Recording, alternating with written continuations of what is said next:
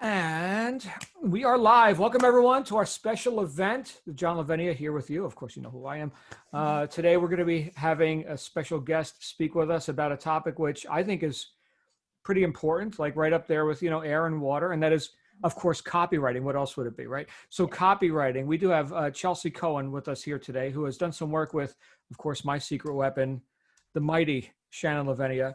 And Shannon apparently twisted Chelsea's arm or somehow convinced her to come join us with our little mastermind group here, getting bigger, not so little anymore.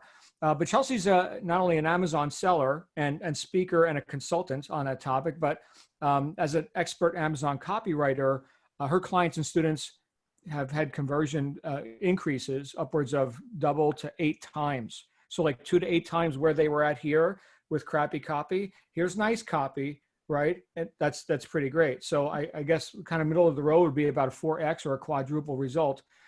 I think that's pretty great. Now she's been featured on AM/PM podcast, Seller Stories with Jungle Scout. You guys are all familiar with Jungle Scout.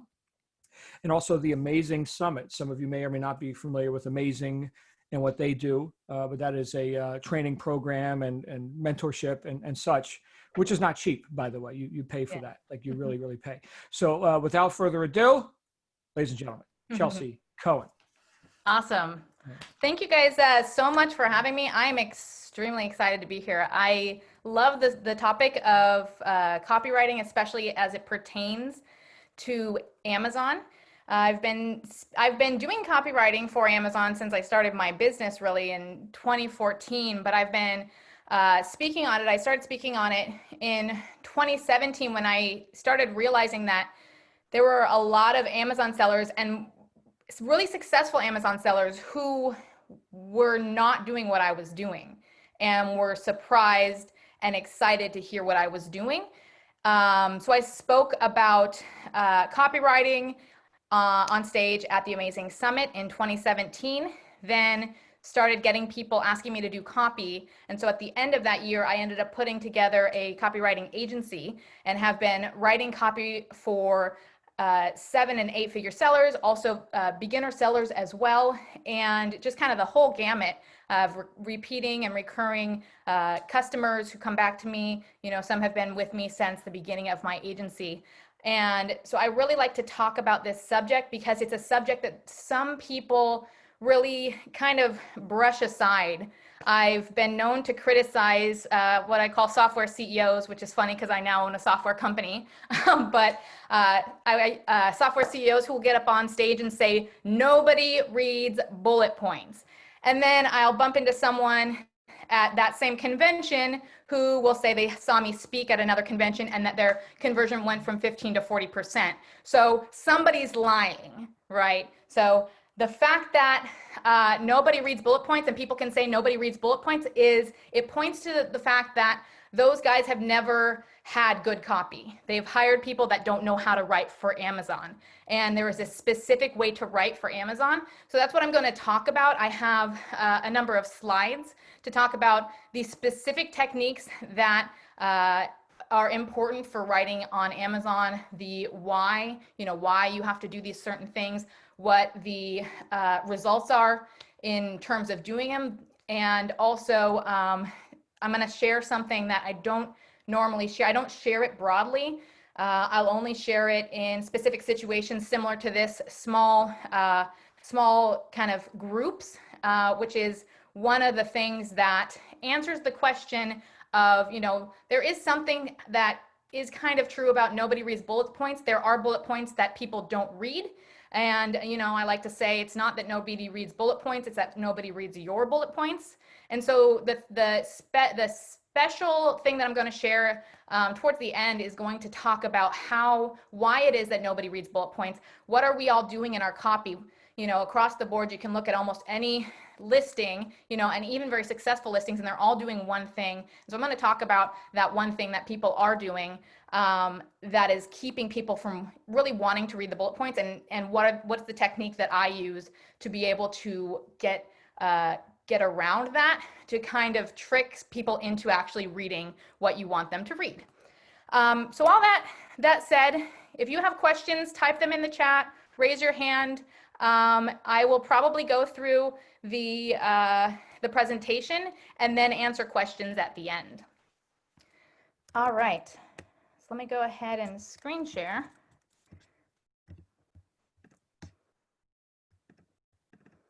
All right. Okay, so my presentation is called The Fastest Way to Double Sales Without Spending a Dime. All right, I'm trying to figure out, hold on a second. Having a little bit of trouble with this. We're all good. We saw the full screen slides, no problem. Yeah, I was just, I'm still sharing, right? Okay. I was just not able to move anything because my mouse is not available. Yes, so the fastest way to double sales without spending a dime. So I'm going to talk about results first because I think results are the most important thing. People can talk about things, but if they don't produce results, then it's just talking. So with these strategies, we personally took a product that was converting at 5%, and it went to 15 or 20% instantly. It was one of our trouble products, and a couple of tweaks made that change. So when I say it's the fastest way, it's something that you can do without, like, pretty instantly, right? It's something that, you know, you do it and then you should see immediate results, but you should also see increasing results as well. Immediate results would be that the number of people to your, the number of people that show up on your page, a higher number will actually end up buying. So that's what it is when we talk about conversions. And then the additional thing that copywriting should do if it's done well is if you've got a lot of good keywords in there, it actually over time, so you should get conversion over time, but you should also get increasing traffic, or you should get conversion right away, but increasing traffic over time. And so it should kind of, I like to call it an upward snowball. It should have an effect, kind of an upward snowball effect to ultimately increase both traffic and conversion. So this shows a little bit of the product that I was talking about, the product I was talking about, and also just my products in general, between 20 and 25% conversion across all products using these techniques. And then some even in the 30 to 45% range. All right, and then I had a friend who I talked to. I like to talk to people. Sometimes it's just talking to people, and I suggest talking to, anytime you get a chance to talk with people, network with people, you can get really great ideas. So this is a friend of mine. I talked to him, and he shared a success with me and said a single suggestion made on how to present a product on our Amazon listing led to a doubling of our conversion rate. Literally a 5-minute change netted us thousands. And then here was a girl who I met her at an event. She saw me at a speaking engagement, and she said that her conversion rate went up from 15 to 40% conversion and a sales increase of 150%. So that's where we get into, you got the conversion rate increase, but then over time, the ultimate sales increase can be even greater than what the conversion rate increase is. And then here is a friend of mine. He was about to ditch a product. He had paid a professional service, actually a service run by one of those software CEOs who says nobody reads bullet points. He paid him to write his bullet points and was going to get rid of the product. And then I took it on, and he says 800% sales boost, not a typo. So right away he saw an 8% conversion increase, and over time, he saw an overall conversion rate increase of 13.5% and an overall 800% sales increase within 3 months of making that change. So I say this not to kind of brag, although it's, humble brag, it's nice to say, but just to kind of impinge on you that bullet points work, that copywriting really works if you do it right. And also to point out the fact that if you've got a ton of people standing up on stage in front of literally 3,000 people, in one instance where I was in the audience, and saying nobody reads bullet points, then you've got people who now believe that bullet points and copywriting doesn't matter, and they're not working on it. So it becomes the secret weapon of anyone who pays attention. So that's one of the other things that I really love about copywriting, is that it's kind of a ninja tool in your tool chest that a lot of people are overlooking. All right, and then a friend of mine had a product that during the holiday season in the toys category that he had a 4 to 5% conversion rate, and then it increased to 33% with a couple of slight tweaks to the way that he was introducing the product. And we'll talk about introducing the product being very important. And so they were selling 1 to 3 products a day, and they went up to 50 units a day. So I talked a little bit about myself. I run a 7-figure Amazon business with my husband. I have been a writer and a poet since 9 years old. And for decades, I've been essentially studying words and how people react to words. So my passions are writing and helping people to reach their true potential. So I believe that with entrepreneurship, you can reach your true potential. It doesn't matter if your potential is altruistic, if your potential is, and your goals are, or your goals are to make a lot of money. Either way, I feel like I'm helping people. If I can help people to make money, I can free them up to do the things that they really care about, whether that is making money or is making money so that they can do some other things. And again, bullet points is one of my favorite subjects because it's so overlooked as a sales multiplier. So bullet points done the right way is the cheapest, fastest way to potentially double your sales or better. So your goal should always be 15% or higher. So if you're not getting 15%, you should be looking at ways to improve it. And you should always be looking at ways to improve it, but until you're at 15%, you should consider that any money you spend on advertising is gonna be to that degree wasted, because if you're sending a bunch of people, Facebook ads or Amazon sponsored ads, you're sending a bunch of people to a website that has low conversion, then you're losing out on some of that money that you could and should be making. And you're also essentially could be telling Amazon that your product, even though people see your product, they don't want your product, and they'll actually start to move you down the ranking. That's why it's important to have really good conversion rates, because sending a lot of people who then convert tells Amazon they should move you up on the page, because anyone who sees your product is more likely to buy it than, say, someone else's product. So it's a disclaimer. So it's not going to fix a bad product. So it isn't a replacement for getting reviews. And if you have a bad product, that's something that you should fix first. But if you have a good product, increasing your conversion is very possible with bullet points alone or copywriting alone. So the most important sales copy in your business is actually, this is very important to know. The most important sales copy of your business is the first few words of your first bullet point. There's something in writing called the hook. The hook is the opening of a story that hooks the reader's attention so she wants to keep reading, right? And that's something that they do in movies, that's something that they do in television, in books. And so applying it in a copywriting space is very important, and copywriters often talk about this as well. So the hook addresses the customer's first pain point. And the first pain point of every single Amazon customer, regardless of what they're buying, is which one to buy, right? That's very important to understand, right? They already know they want the product. Your number one job is to tell them why they want your product. So this is the main thing that people don't understand when they're doing copywriting for Amazon, why it's very different to write copy on Amazon than any other platform, except for another buying platform. Amazon is a buying platform. Most copywriters are generally taught how to sell a person a product, but they aren't schooled in or familiar with selling people a product versus their competitors, right? Because you're basically, they want the product, they've searched for the product on Amazon, and they're ready to buy, and then they get this influx of choices. Your job is to narrow down their choices to you. So that is very, very important, and that's what you need to do in your copywriting, is explain why your product is better. So I'm going to talk about what do we do to actually do that. So what does your first bullet point look like? Okay, so we'll pull this listing and look at it, right? And see what are the first few words of the first bullet point.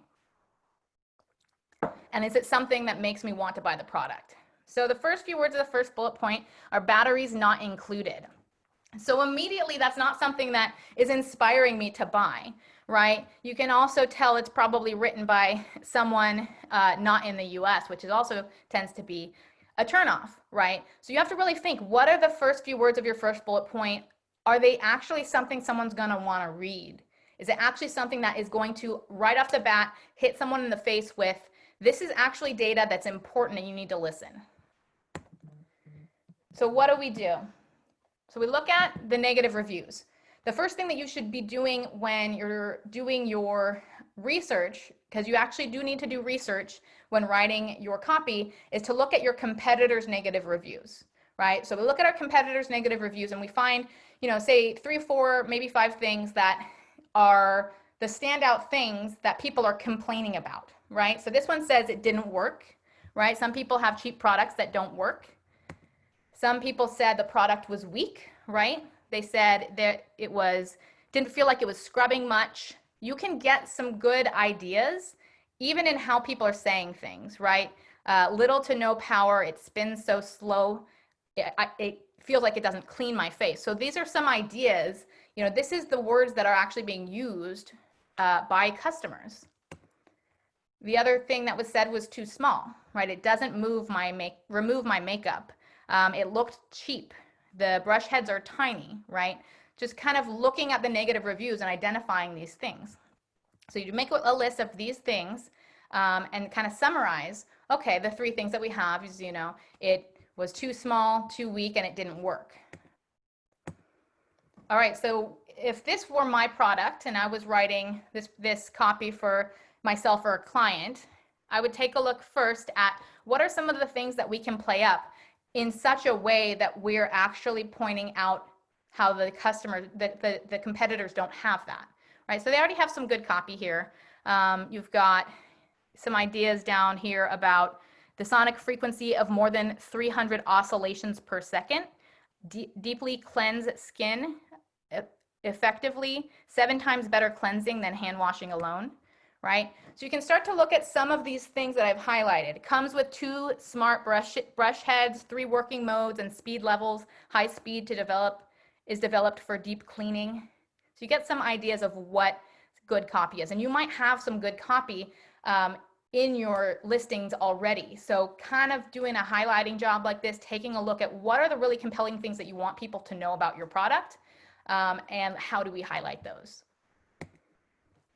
So if I were to rewrite the listing using my techniques, I would write, while other facial cleansing brushes are too small or weak or simply just break after a few uses, the Hansung electric face brush has an extra large cleansing surface, uses a sonic frequency of over 300 oscillations per second, and will last longer than other brands on the market. This means a deeper clean for your face and younger, clearer, more beautiful looking skin for you. So we're going to talk about how this works and why this works in its elements and its little pieces. So we've got the hook, right, addressing the #1 pain point of which one to buy. I like to call this part the slap your competitors in the face phrase. It's calling your competitors out. Now you're not going to use brand names, of course. You're not allowed to use brand names, and you don't want to start that. You're just going to say other, right? So you're using a comparison word. While others, or unlike other, or avoid products that. So you're using a comparison word. So immediately the first thing that they're reading is a comparison. They're already in the mindset of comparing products. So if you start talking to them, they're having a conversation with themselves, and you need to insert yourself into that conversation, right? Otherwise, it's just noise. It's just a bunch of products yelling at them, not having a conversation. You're then going, okay, I see you've read these negative reviews. I'm going to talk to you about what you're going through, what your process is. I'm going to join you in that process. Then you're going to talk about your unique selling proposition, right? You're going to address the concerns of negative reviews, and you're going to show how your product doesn't do that, right? You want to be honest, of course, but even if your product is the same as someone else's product, sometimes there's a feature that they are not highlighting that you can essentially, even if you've got the same product, you can essentially sound better than other products just because you're highlighting a certain thing with your copywriting. there's a saying, and it's not what you say, it's what people hear. So it's not the product that you have, it's how well you market it. You know, if everyone has the same product and they're selling it all on Amazon, the one who markets better wins, right? So you want to address the negative reviews, right? So we say too small, too weak, or simply just break after a few uses. Now, often, you can take just one of these. You can take too small and talk about too small in the first bullet point. Maybe you can talk about, something else in the second bullet point. So it is not a hard, fast rule that you need to address, all 2 or 3 of those points inside of this copy, right? Inside of the first bullet point. You could bring another point up in the next bullet point. But you want to basically bring up a negative review that's being talked about and bring up how your product solves that, right? So that's here, right? Extra large cleansing surface, 300 oscillations per second. And bonus, if you can have a scientific, technical, or design differentiator that you highlight. Again, it's something that you highlight. So maybe everyone has 300 oscillations per second, but the fact that you said it makes it sound like yours is stronger. Everyone's talking about it being weak. You say I have 300 oscillations per second. That means mine is stronger because no one else said it, so I win. So that's kind of how you have to think of this is it's not always enough to just say mine is better. Try to figure out how you can say why yours is better, right? Things like, with supplements or with beauty products, I like to use the words, specially formulated or uniquely designed. I like the word crafted, right? Trying to develop and point out things like maybe a special ingredient that you have or a special process or a special material. If you can get those into your explanation, then it's a lot more genuine. Now the benefits, you want to end off by saying why that's better, right? So we said a deeper, clean, and more beautiful looking skin, right? Why your customer's life will be easier or better. Because all in all, they want the end result. They're buying the product for the benefit. They're not buying the product for the features. So you talk about the features and you present it as, here's why those features equal this benefit. So it's always important to tie it to a benefit. Okay, so what about your other bullet points? So in your other bullet points, you should make them feel something. So you should speak to them, right? So you need to understand your customer in order to do that, right? Who is buying your product and who is your product for? Those are not always the same thing. Kids don't normally go on Amazon and buy themselves toys, right? So you're talking to a parent or you're talking to someone who's buying it for a birthday gift. So you're talking to them also. Don't forget to talk to them about the effect they're going to create when that kid opens that toy, right? Your kids will love it because, so remember who is buying your product, not just who your product is for. And then what problems are you going to solve or what desires are going to be fulfilled by the product? Now you have to understand their problems. So they may have time problems, money problems, family problems like fighting or kids acting out or chaos or behavioral issues, health or weight problems, mood or experience problems such as frustration, tiredness, disappointment, or hassle, right? Some of that goes into, the customer experience as well. So you want to say, okay, we can save you time, we can save you money, or we can give you better organization, help your kids behaviorally, so educational products, for example, health or self-esteem boosting, such as skincare or supplements, and then customer service, no hassle refunds, and also being, not being a nameless, faceless, listing on Amazon. You're actually a person, on the other end of the transaction. People want 2 things in their interactions with you. They want to be understood, and they want to be inspired or given hope. So how are you getting them closer to their goals, right? People buy on emotion and they justify with logic. You have probably heard this before, right? Buying on emotion and justifying with logic. So the product information is the logic. But the understanding and the inspiration that you put into your listing is the emotion that they start with to bring them to the logical conclusion that they need this product, which is why we want to take them on a journey. We want to speak to them. We want to understand them. So how do we do this?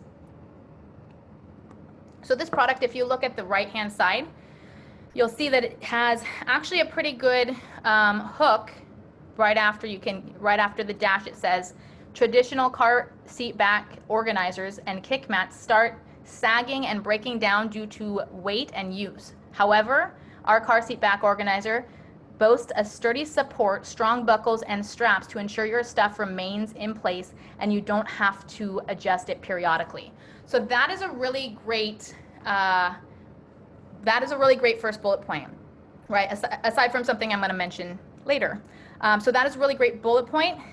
But then we look at what have they done at the bottom there, right? They talk about pockets to store almost about everything for travel and daily routine essentials, be it crayons, coloring books, and they go on and on talking about stuffed animals, tablet, and say all this stuff. But the picture gives us all of that. We don't have to list all those things out, right? So that's a real waste of copy, really. You're not really saying too much. You're just naming a bunch of things. You're not taking them on a journey, right? So how would you take them on a journey with this product? We want to go from chaos to calm, right? We want to go from something that they're not enjoying or something that is non-optimum, and then bring them to the after effect and show them what would it be like if they actually had your product. So for example, you could say instead, no more fumbling around your car for this or that coloring book or snack for your little one. Our backseat car organizer will restore order and sanity to your everyday life, saving you time and discomfort and keeping everyone calm, happy, and self-sufficient, right? So if we look at the words, we can see how we address problems and desires, right? Problems include losing time looking for things, frustration, fumbling for things, discomfort, disorder, chaos, and the subtext is crying, whining kids. And then the desires at the end are calm, sanity, order, self-sufficient kiddos, and a happier family. Always keep in mind, know your customer's worth, then make her feel it. Know your customer's fear, then make her dread it. Know your customer's dream, then make her live it. All right, so bullet points 4 and 5. So at this point, you should tell them who you are, right? You should give them an idea. Sometimes you will need more information for your product in bullet point number 4, but sometimes you can talk about, say for example, you use earth-friendly packaging, right? Or you stand for something, sometimes that's very important to your customers, is the type of packaging. You don't test your products on animals, everything's organic. So you kind of decide, what exactly you need to say in bullet point number 4. Bullet point number 5 should always talk about your company. So you want to be more than just a product and more than just a listing on Amazon. You want to be a brand with a purpose, right? So nowadays, a lot of people are more interested in what are the practices behind the company.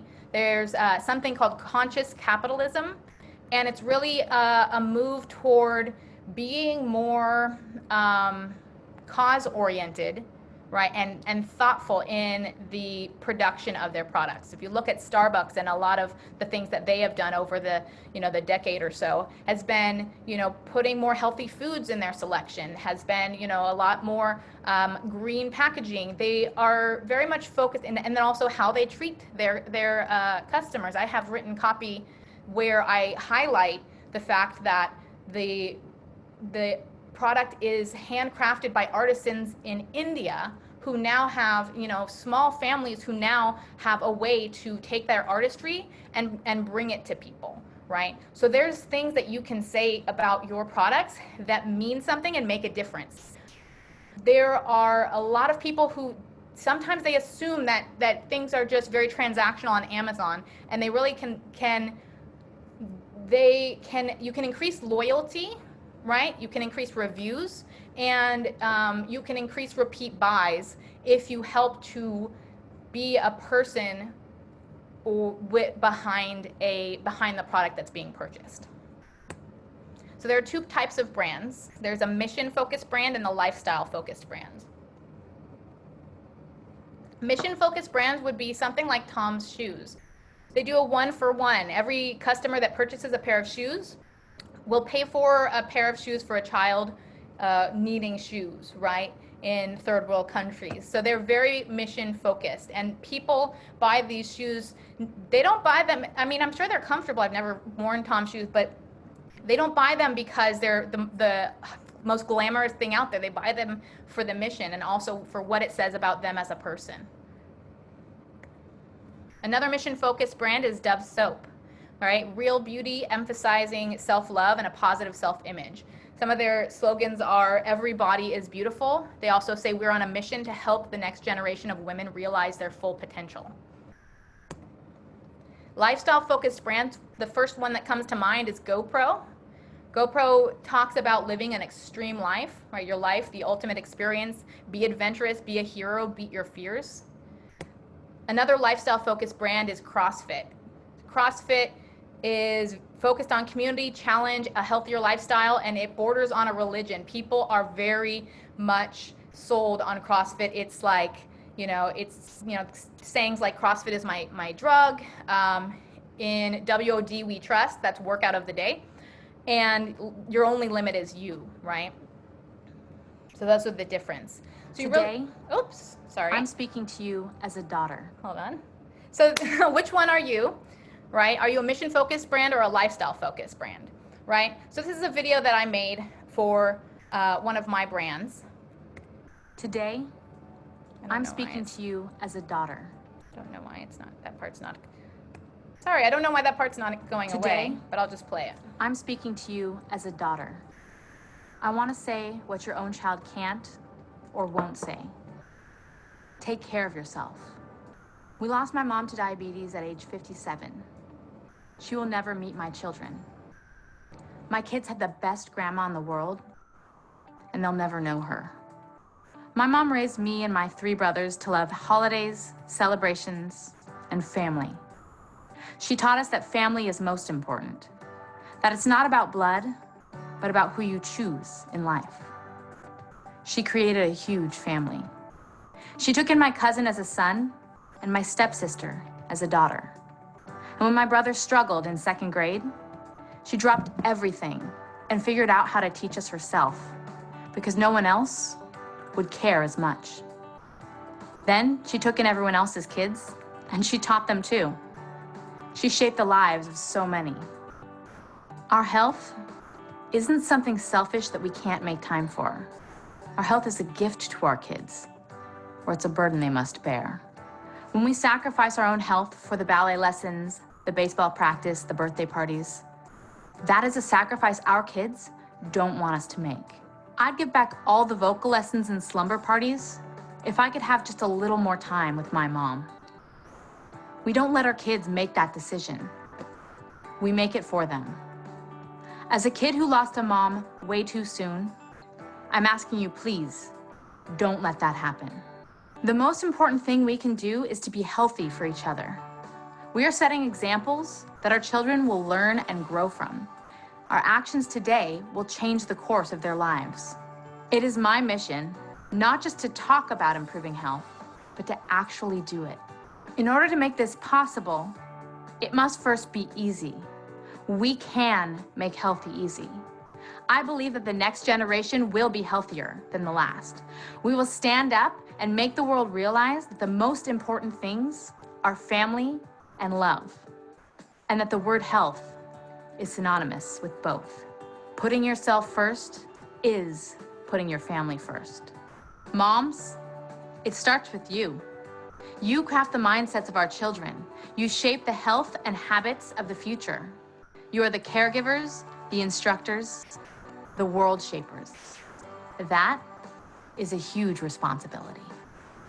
Share this with anyone who you feel needs to hear this message. Watch and rewatch it anytime you need to strengthen your resolve. Let's bring back health. Let's safeguard our families. Let's change the world. There you go. So I show you that to kind of give you an idea of some of the things you can do to inspire people, right? Some of the things that you can say that really show what you believe in and what you stand for. I use phrases like "we believe," "we stand for," "our mission is," right? And you want to have people leave feeling better and feeling proud to have invested in your company, right?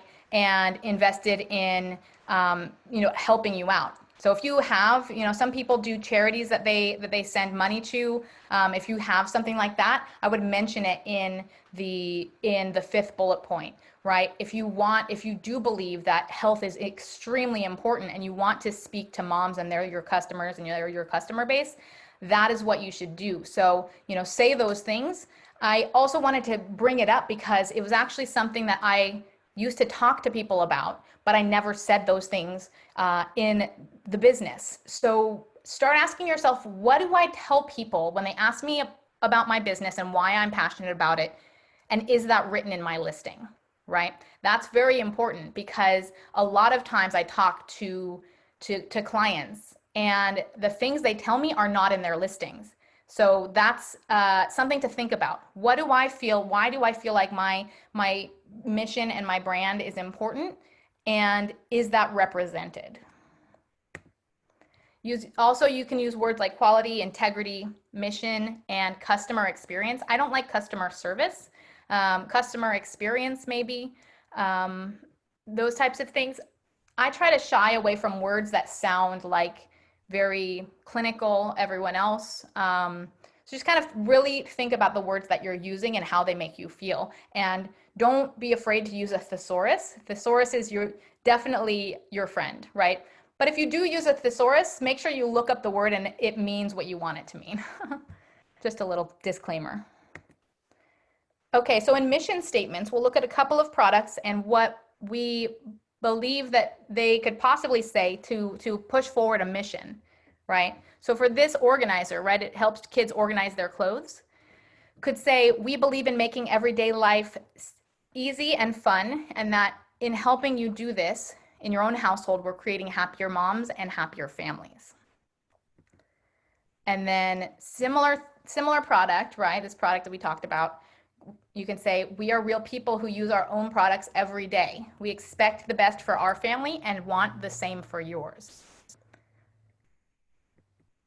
For this, they could say, our mission is to empower women just like you to look and feel their best every day. So just kind of think about what are the things that you can say that around your product that elevate what you're doing. You say, well, I'm just selling a baking kit. Well, why don't you say, we believe in celebrating the everyday little miracles that occur in life, something like that. So really think beyond what the product is and think about what the product means and how you could tie a mission to it. All right, this is selling on the skim. So this is something that I don't necessarily always talk to people about, right? This is some of the special sauce, right? This addresses the teeny bit of truth in the no one reads bullet points argument, right? So I say if people don't read your bullet points, it's your fault. And selling on the skim is how we combat that. So selling on the skim works like this. So you look at the left and you see what we are reading. In general, we see that all caps is convenient storage and cleaning, dash, easy to use, dash, can be heated directly in the stove, dash. So that's pretty much all I'm really reading if I'm kind of skimming through it and I go, yeah, I basically got the idea of what each of those bullet points is talking about. And I don't really feel compelled to read anymore. But on the right, we have, unlike other burger presses that, and then you read large 4-inch round with dual engaging locking mechanism to prevent sticking. Key complaints of most stuffed burger presses are not only hold together but clamp tight every time. While most burger presses can't, made to withstand 120 degrees on the, sorry, I can't read that. Something's blocking it. On the stove, right? So if you were just to skim the bold points, you would get a lot of content and you would get a lot of the copy that we're spending all this time to create, right? You really, you know, when we consume content on the internet, we generally skim. If we are opening an article, we'll look and we'll see, okay, maybe something's got bullet points or maybe there are things bolded. So whenever I write blog posts, I always bold certain sections that I want people to read. It's the same concept here, is if you want them to read it, make it in bold. Of course, don't be too heavy. If everything's in bold, it's not going to stand out. So you have to be kind of very specific with what you're bolding, but people are going to immediately be drawn to those things. So that's the first thing that's happening. The second thing that's happening is, if you notice the first line of every bullet point, it actually, the caps ends in the middle of a sentence. It says, unlike other burger presses that. And you don't really want to end on that, so you continue reading. It kind of tricks you into continuing to read, right? Key complaints of most stuffed burger presses are. You really want to know what they are, so you're going to keep reading, while most burger presses can't. So, you know, it gives you some idea of how you can kind of work with the visual aspects of words to actually be able to create an impact in guiding someone to continue reading, right? So I say, stop the subheading madness. So this is very, very important, right? Stop the subheading madness. I say this, I don't say this a lot because this is another secret, but this is something that is done that is very common. It drives me crazy because I have spoken about this, you know, and I continue to see it being done. It's something that is done pretty much, you know, if you opened up a successful Amazon listing, you would see this. If you opened up other listings, they're copying those successful listings, and it's pretty much the gold standard. I think courses are teaching this as well. This is what I mean by subheadings. This is the dashing right here. Convenient storage and cleaning, dash, easy to use, dash, like I talked about, right? So those are called subheadings, and that's what is actually stopping people from reading your bullet points, right? We talk about, you know, writing a sentence that makes people want to keep reading. Well, those subheadings are actually sentences.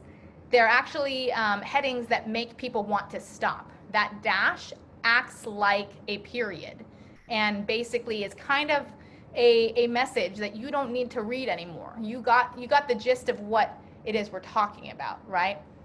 And so it's not a very inviting thing for people to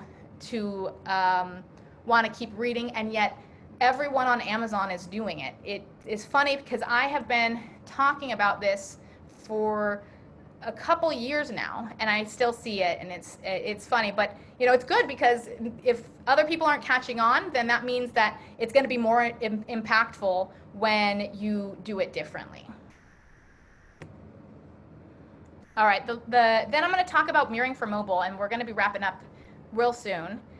So mirroring for mobile. So this is something that we do in terms of the description. So we talked about bullet points, and there's a lot that goes into bullet points. But what you want to do is, if you really want to look at your listing on your mobile device, and often you'll find the description or the EBC is on top of the bullets. So people who are searching on a desktop may see your bullets and may never see your description. And people on mobile may see your description but may never see your bullets.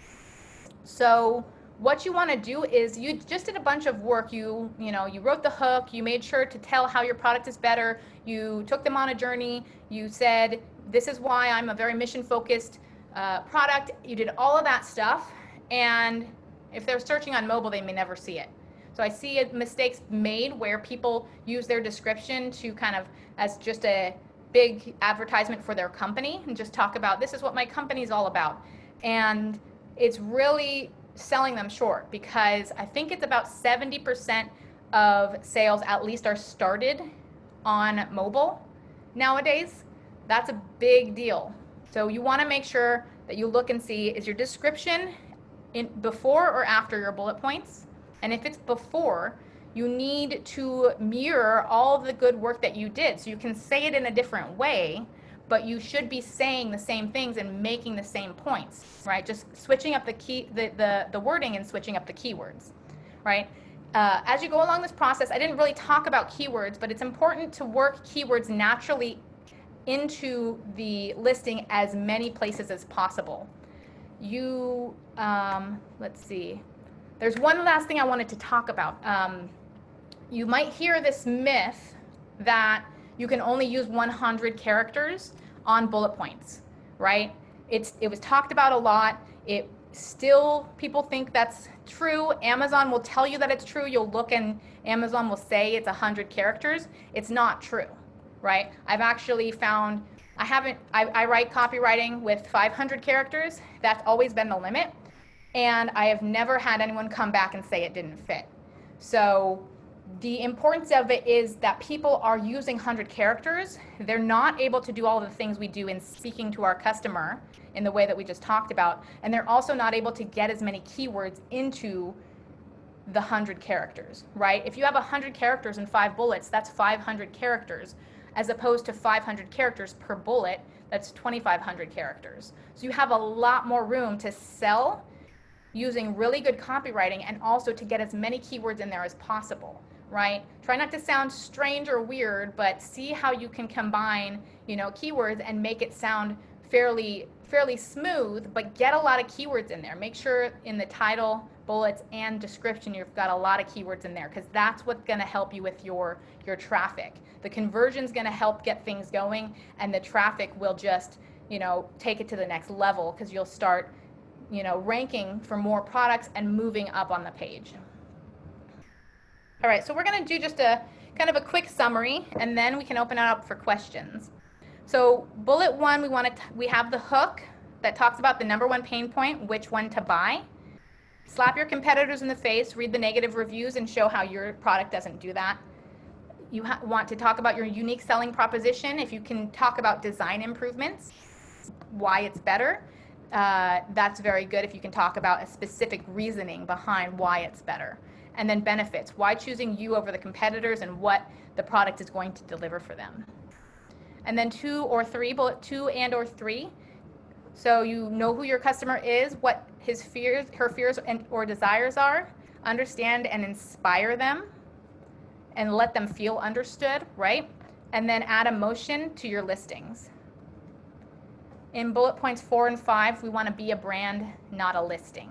We want to be a mission focused or lifestyle focused. And we say, we believe, we stand for, we talk about quality or integrity, we talk about our mission.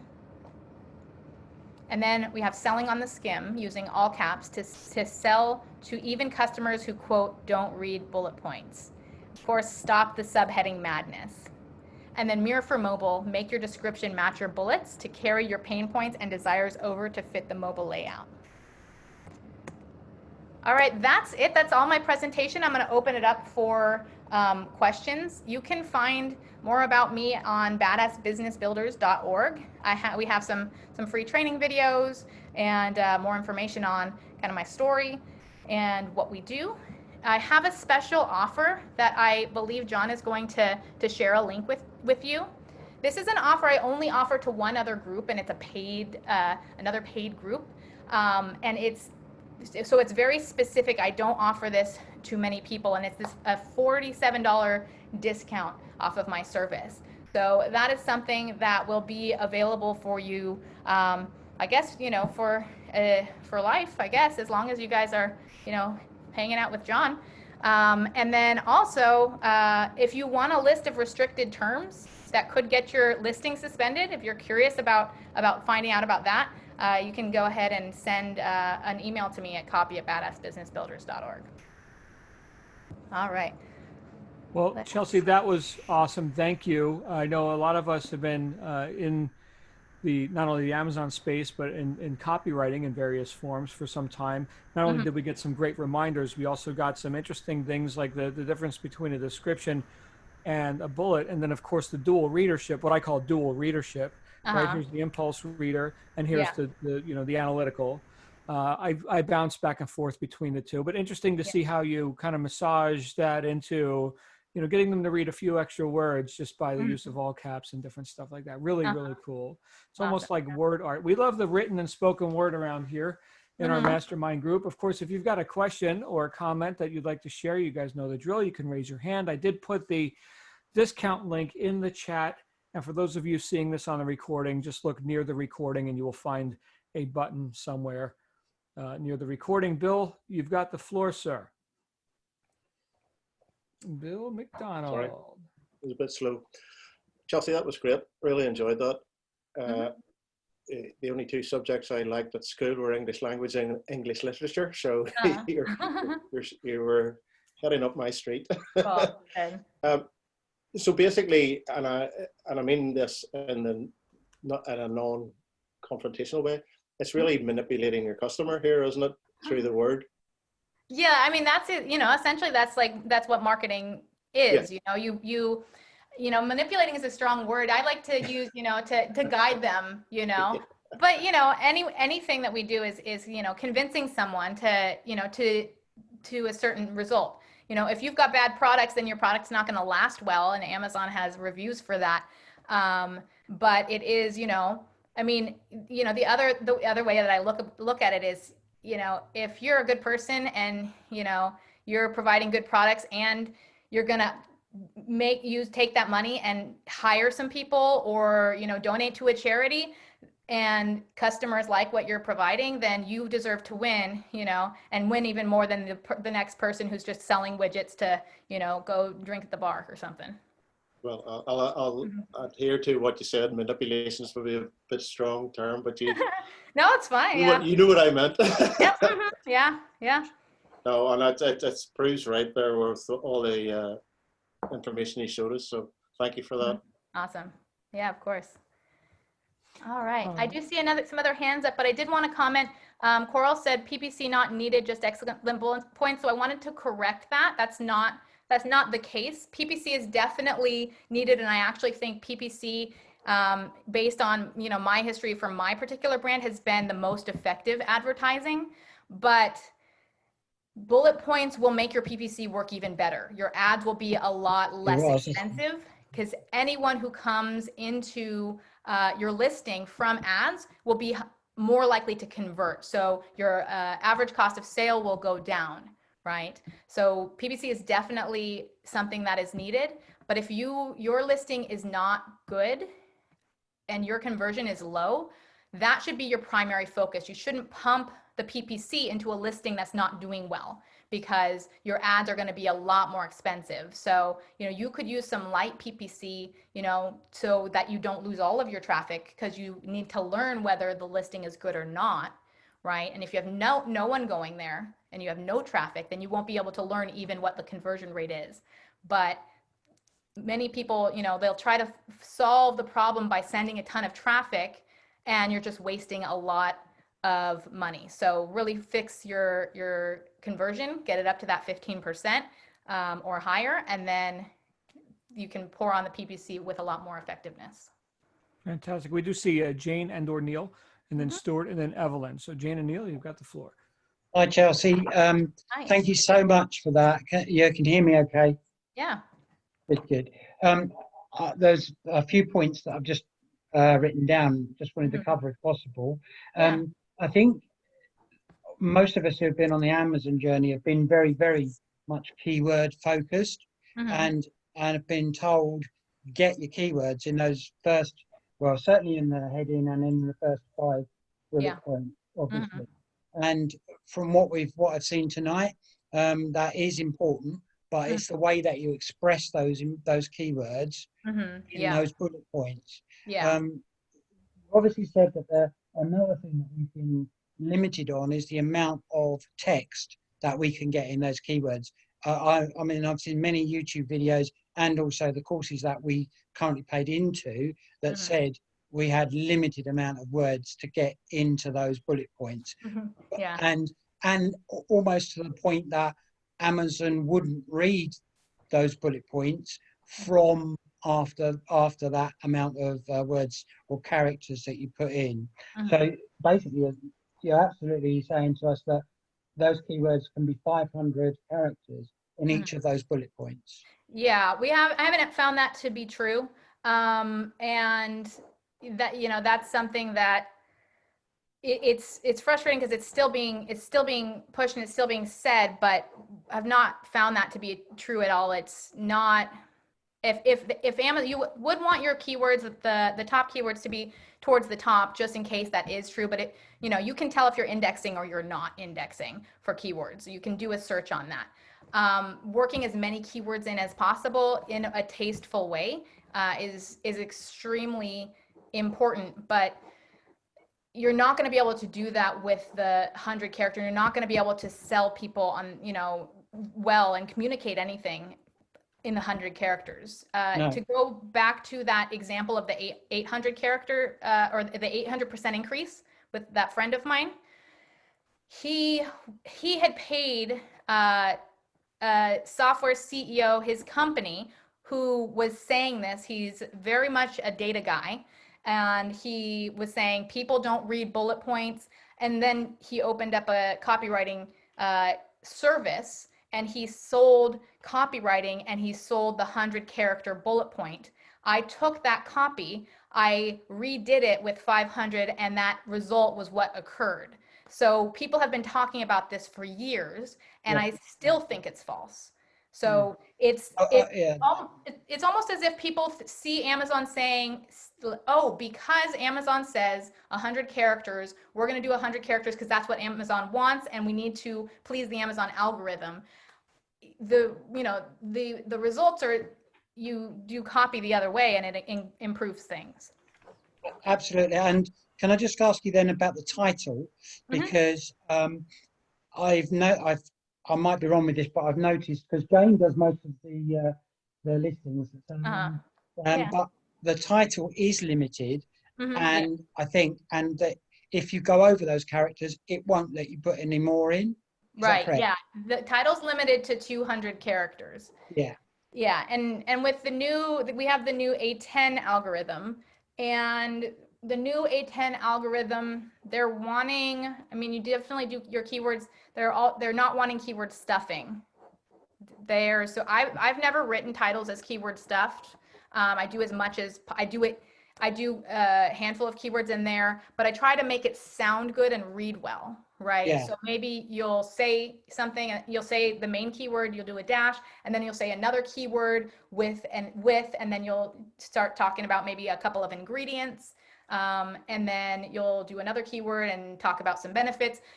So you can fit a lot in there in that condensed 200, but Amazon doesn't want to see you doing it keyword stuffing. They want to see you actually doing it in a way that communicates. I mean, you can tell the Chinese ones because that's what they do.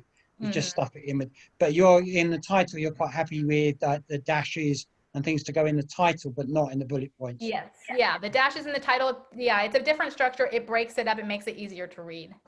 But I know I'm asking lots of questions. No, it's fine. Hopefully but emojis as well. That's the other thing. I noticed that you had the ticks. Helium 10 allows you to put different types of emojis in. Would they be irrelevant? So for instance, if you've got, I don't know, a beer or wine product, to put a wine glass in that starts that bullet point off? You can, some people are not, I've heard some people have gotten, suspension. Some people are a lot more careful about it. So it kind of is up to your own caution. It can be done. I usually would use the stars. I stopped doing that. But I've, for a long time was using the stars. I don't specifically like the look of emojis unless it's a very fun product and it fits that brand, right? So you have to have emojis set a certain tone. So if you are trying to sell, an elegant beauty product, Yeah. I don't think emojis are good. If you're selling a kid's product or maybe a dog product, it might work, right? So it just has to fit, you know, it has to have the same feel. The reason I'm laughing at that, we did have a microfiber dog towel, and we Uh-huh. had a little picture of a dog. So Yeah. yeah, it did sell quite well actually. Yeah. Yeah. And just to add to what you were saying was, um, if you get your listing right from what you're saying, and obviously the conversion rate on the PPC Mhm. and your costings on your PPC should be much better. Mhm. That's from what I'm understanding. But Yes. Yep. so it's in some ways more important to optimize your listing Mhm. from first Yeah. before you optimize your PPC campaign. Yep. Yeah, for sure. Because Amazon will look at your conversion rate, and in the same way that they're going to look at it and they're going to make a decision to move you up the ranking, the traffic that you send to it, they can make a decision to move you down the ranking Yeah. based on your conversion. My last point. Sorry, I'm taking up everybody's time No, here. I'm sure that everyone is enjoying and needing these questions too. The just from the bullet points, if you put we've been writing our bullet points in scribbles in Helium 10, and Yeah. that highlights when you Uh-huh. go over Yeah. so many characters. Mhm. So you would have to just ignore that basically. Yeah. Yeah, I do I use Scribbles a different way for one of my the process of actually checking the restricted terms. I use Scribbles also, and I just ignore what they're telling me. So yeah. We will now. Yeah, yeah. Thank you, Chelsea. That's been really helpful. Thank you. Good, good. All right. Well, thank you, Neil. Anything else, Neil, before we move on? Anything else? No? You've got the same flowers up there, John, as Gina has. Oh, how fantastic. There you go. That's my There you last go. comment. There you go. Hey, we've got, we're past the top of the hour. We're going to take Stuart and then Evelyn, and then maybe we'll wrap up. Hey, Stuart. Hey, John. Hey, everybody. Hey, Chelsea. Thanks so much for this Sure. great presentation on copywriting and listings and bullet points. Well done. I had, first, I had a couple of things I wanted to say. I really liked your progressive layout of the bullet points and what you feel should be included in 1, 2, 3, 4, 5. We heard a lot of different things about that, but I really like your approach. And I also, I like the idea of doing your research on complaints and negative comments and weaving those into your first bullet point. Super cool. I was glad that you made the distinction about the 500 characters for each bullet point, because the examples that you were using, I immediately noticed that they seemed shy of the full 500. Thanks for clarifying that, because I think there's a lot of opportunity to weave key phrases and search terms creatively into our listings. Right. I got a couple questions. One question, you mentioned the character limit for the bullet points. I know that when you're talking mobile, the description comes up first, and if I'm correct, that's a 2,000 character limit. And I wanted to know what you thought about using that character limit to the fullest for description, because it's on mobile. Yes, yeah. So I usually do.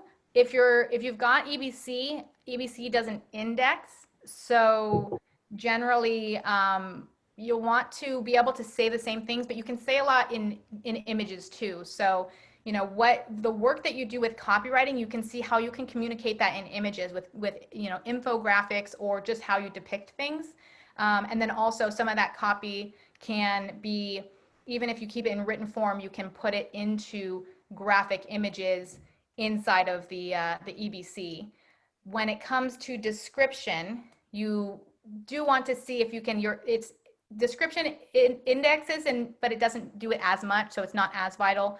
But we usually try to use, you know, as much as possible. Don't say more than you need to say, but you know, you do want to use it as a communication tool, because it's, you know, it's not going to be necessarily it's you want to use it as a communication tool, because it's might be the only thing that they see on mobile.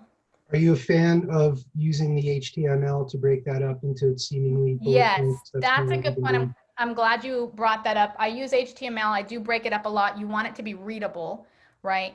And then also where I would have done caps, I do bold. Okay.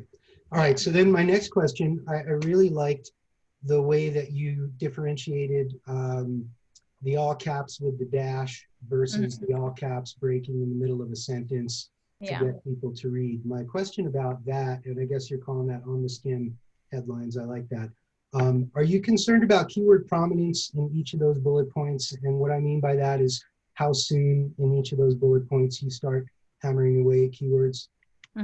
Yeah, so we'll put keywords, especially at the beginning in the, especially in the hooks, you can put, the keywords. I think it's important to put them, towards the front, but you can, also put other keywords afterwards. So we use, keywords in the entire bullet, but putting your best stuff, your best foot forward, so to speak, is a good practice.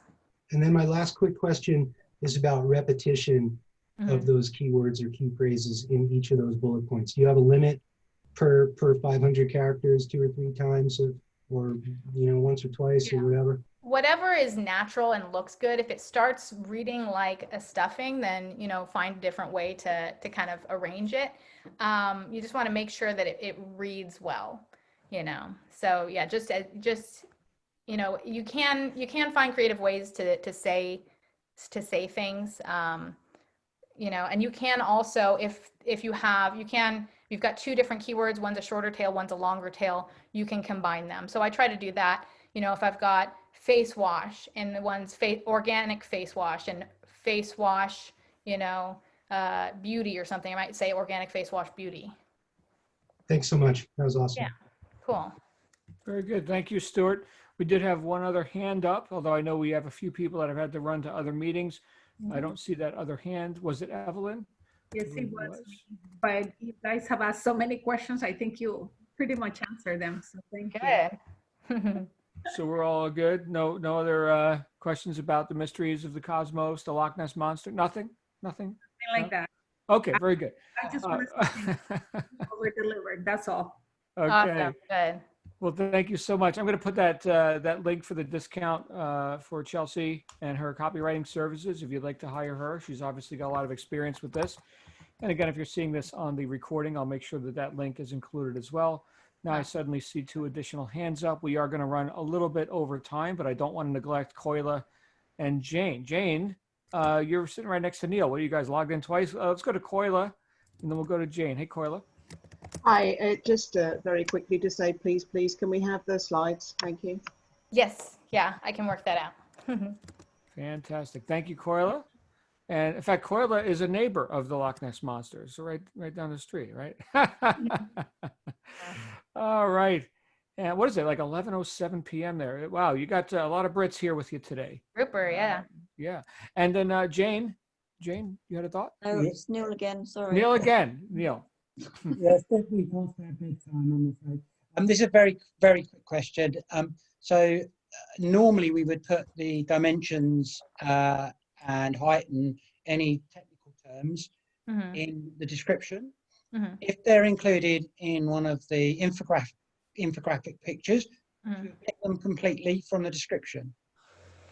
Not necessarily. People consume content differently. So I wouldn't necessarily say to remove them. I like to usually do in the description like a bullet point of, some, this, this insert keyword here, this product, features or includes : and then I do a little bullet point, and you could name it there, the size and the, fabric and, in a way that's appealing, but I would do that. Yeah, no, that's fine. Thank you so much, Chelsea. It's been really helpful. Thank you. Of course. Yeah, right. and if anyone has the, I can make the slides available and then the restricted terms document as well. We're compiling a list of restricted terms. There's more than ever, and listings are being shut down for crazy things. Toxic and non-toxic are words. So if you're using those words, cut them out early before Amazon finds them. But there are things like that. I had a friend of mine who sent me a whole list because his product got into, a pesticide, cycle, and he's just constantly, he finally got them to actually give him the keywords, which is almost impossible. So he gave us a whole list. We're constantly adding to it when we hear something. And that's how we use, one of the ways we use Scribbles is, we'll put our copy in there and then we'll run our list through there and see what is not in there. Bacteria, antibacterial, fungus, all sorts of things. So yeah. All right. Well, Chelsea, thank you again for your insights, sharing your experience here in the Mastermind Group.